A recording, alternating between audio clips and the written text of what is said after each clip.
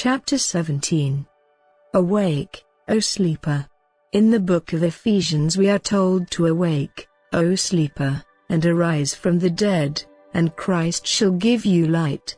This awakening and rising comes about through an inner development, for the Bible is your autobiography.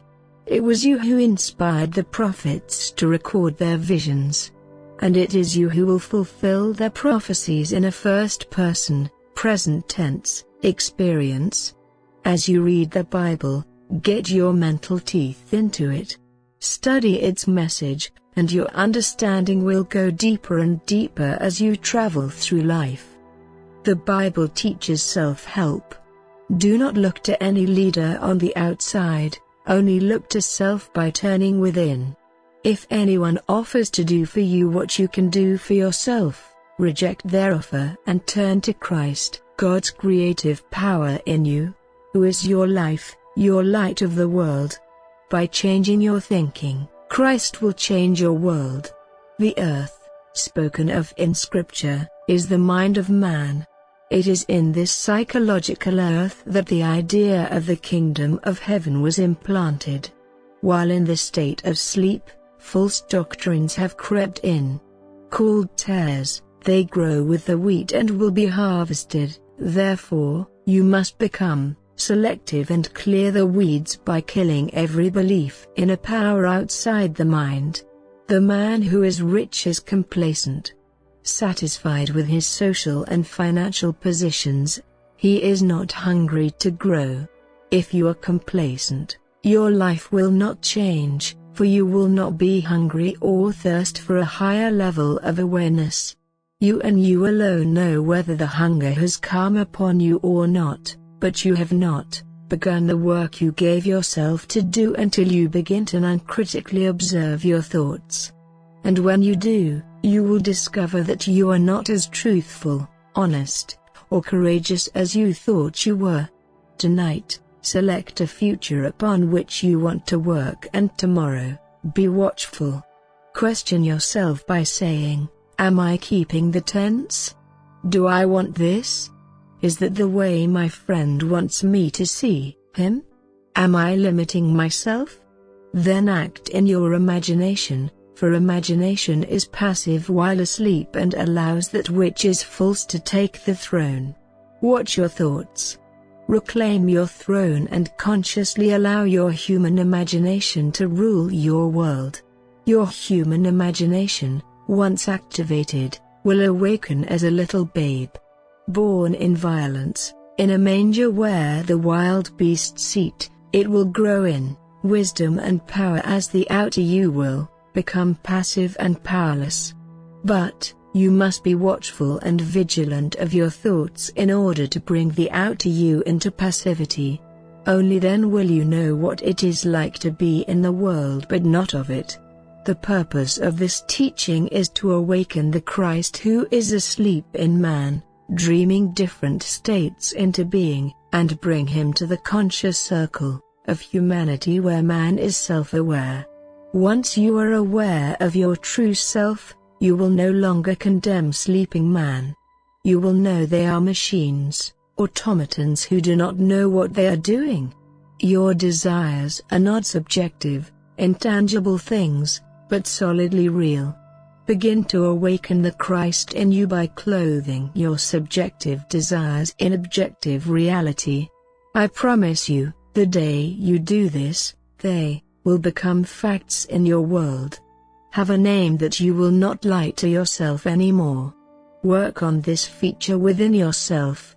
Become extremely observant and honest with yourself and watch the energy that formerly moved into negative states flow into your greater aim.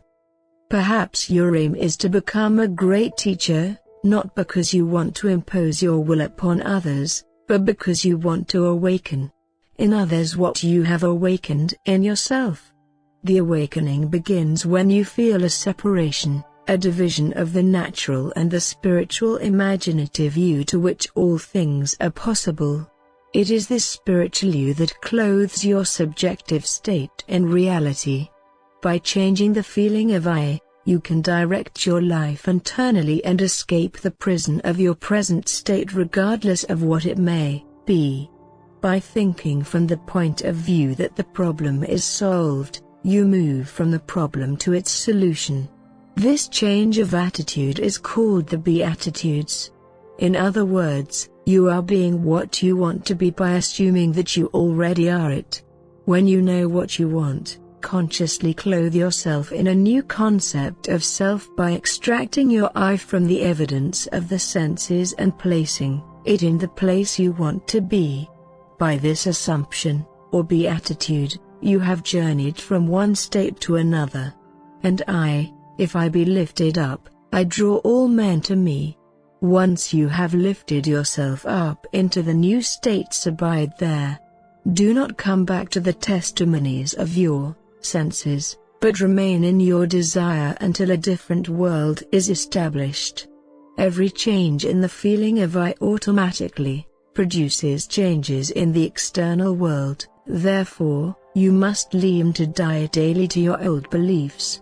The statement, "Those who lose their life for my sake will find it," means letting go of all that you now consent to.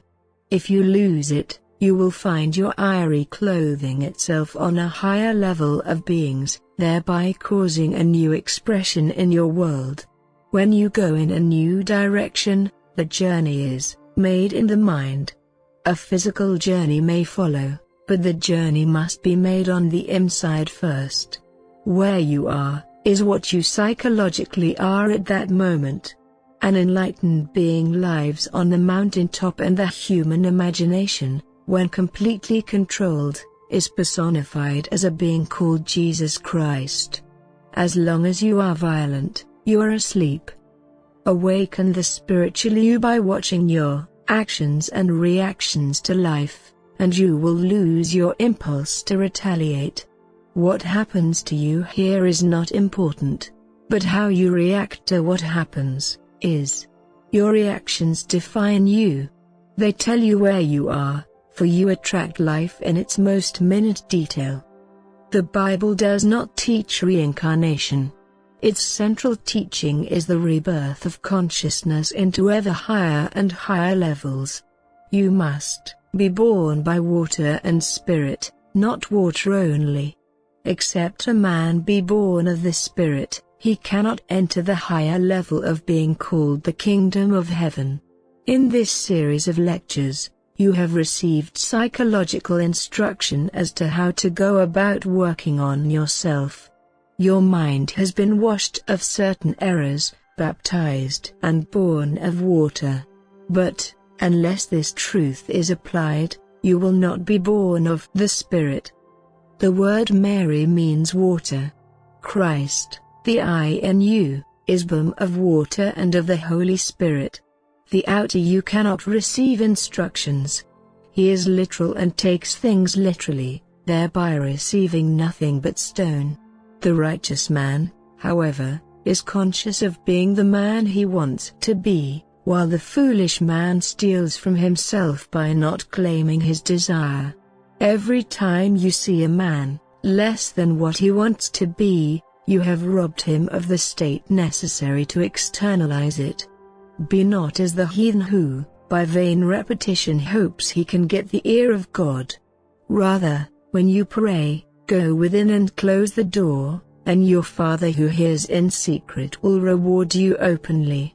You have but to change the feeling of I. Close the door to the outer world and feel yourself into the state your friend desires. With a planned program, see him and talk to him from the premise that he is that person already. Keep the door of reason and logic closed and walk in faith that what you have heard and seen, in secret, will be rewarded openly, and it will. The Bible was written by the conscious circle of humanity. This circle you enter at the moment of wakefulness, not composed by men. The Bible is divine instruction with limitless interpretations. It is a test in the development of your understanding, and, as you grow, its understanding deepens and deepens. Although man wraps himself in conditions, states, The being he really is I am. Anything man will consent to, he will manifest in his world. Can you accept as fact what your reason and senses deny? Or must you always bow to reason's dictates? The same consciousness that produces health, produces sickness, wealth or poverty. Whatever you agree to be conscious of, whatever you affirm as true, you will manifest. When you know the spiritual being within you, you will assert the supremacy of imagination and put all things subjective to it. All knees must bow to imagination. Behold, we are transformed into the same image. Can you behold a given situation and make it so natural that you are transformed into its image? You can, when you, all imagination, feel the naturalness of the image you behold. Divinity is not divided, therefore, everyone is but a projection of the One. You are told to love your neighbors as yourself, for there is no other. Sanctify self, not another. Working on others will not change them, only by changing yourself will the others change. Seek confirmation of your ideas and you are not growing. All textbooks are man-made and uninspired from on high. Stick to them and you will remain on their level. Believe in self. Trust your human imagination and you will grow in wisdom and in stature, and, as you grow, you outgrow your former beliefs. My ideas regarding the historicity of their Bible are not original. The Encyclopaedia Biblica was published in 1888. Sponsored by Oxford University, it took 12 years for 127 brilliant minds from all faiths to complete it. These men, who knew the ancient tongues, after intense research came to the conclusion that the Bible, from cover to cover, was mythological allegory. Another wonderful book is Smith's Dictionary of the Bible. Published in 1860, it is made up of 4 volumes. They discovered that the writers of the Bible used a phallic frame to which they attached their psychological truths. And when their eyes were opened, they knew him. To know is to have union with and become what is beheld, therefore, he vanished from their sight when they knew him. In the 3rd chapter of 1 John, he tells us, "See what love the Father has given us that we should be called children of God, and so we are. The world does not know us because it does not know him. As God's children, it does not yet appear what we shall be, but we know that when he appears, we shall be like him, for we shall see him as he is. Everyone who hopes in him purifies himself, as he is pure." We are God's children, destined to be God himself, and God creates everything he, individualized as you, consents to. Therefore, resolve only to hear what is good concerning yourself and another. If you adopt this attitude, everything that enters your mind will contribute to a noble life and you will discover the joy of feasting on higher states. When a man dies, it is an expansion into a dimensionally larger life. If you have not awakened here, you must start awakening in the 4th dimension. Climbing a multitudinous dimensional time block, you ascend by reason of your ability to function in a dimensionally larger world. And each dimensional world is contained in a dimensionally larger world. In turn, that world is contained in a still dimensionally larger world without end. But, remembering the love the Father has given you, test him, knowing that everyone who hopes in him purifies himself as he is pure.